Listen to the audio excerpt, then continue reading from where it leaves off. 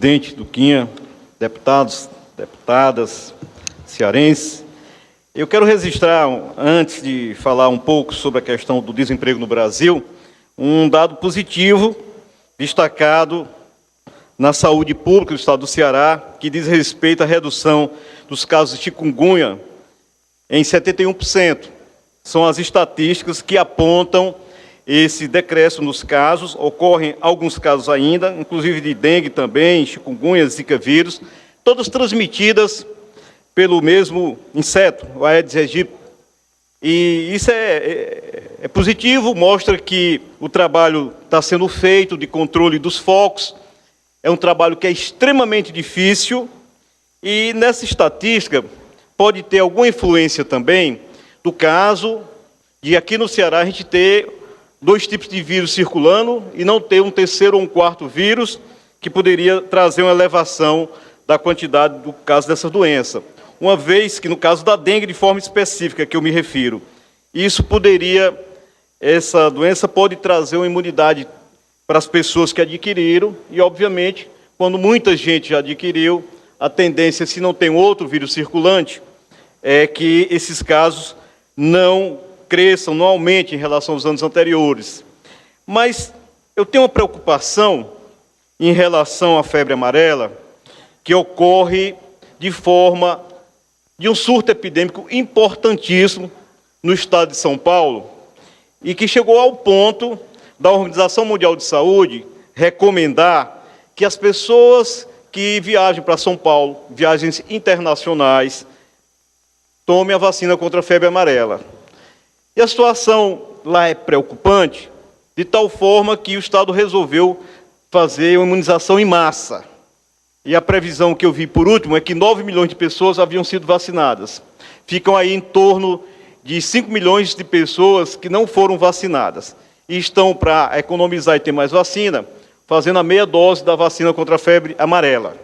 Mas a recomendação da Organização Mundial de Saúde é que quem viaja para São Paulo tome a vacina contra a febre amarela. Isso é uma recomendação internacional, o que já ocorre para outras regiões do Brasil.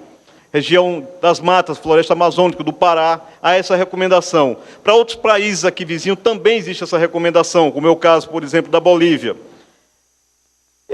Há um ano atrás, eu propus aqui que a Secretaria de Saúde do Estado ela tivesse essa cautela e seguisse essa recomendação da Organização Mundial de Saúde, recomendando que os cearenses que forem para São Paulo tomem a vacina contra a febre amarela, porque ninguém sabe para onde vão essas pessoas.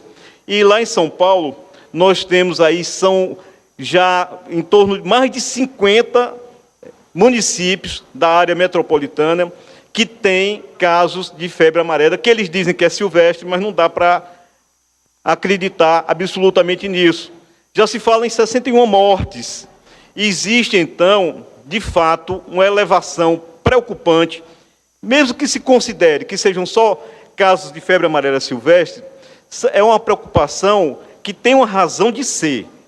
Então, fica aqui essa sugestão para a Secretaria de Saúde avaliar isso, porque o inseto que transmite na área urbana a febre amarela é o Aedes aegypti, que, embora tenha um controle melhorado aqui no Ceará, ele existe e preocupa por conta da gravidade dessa doença que nas cidades é transmitida pelo Aedes.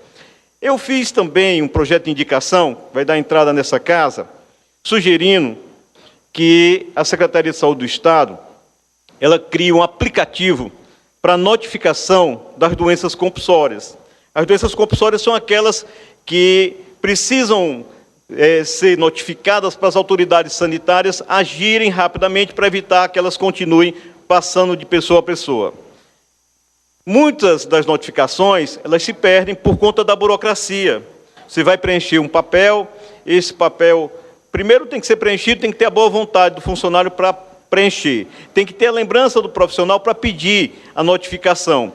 Muitas vezes não tem o papel, muitas vezes tem o papel e é feita a notificação e ele se perde no caminho da burocracia até chegar aonde devia. E uma vez lá, muitas vezes pode não ser computado.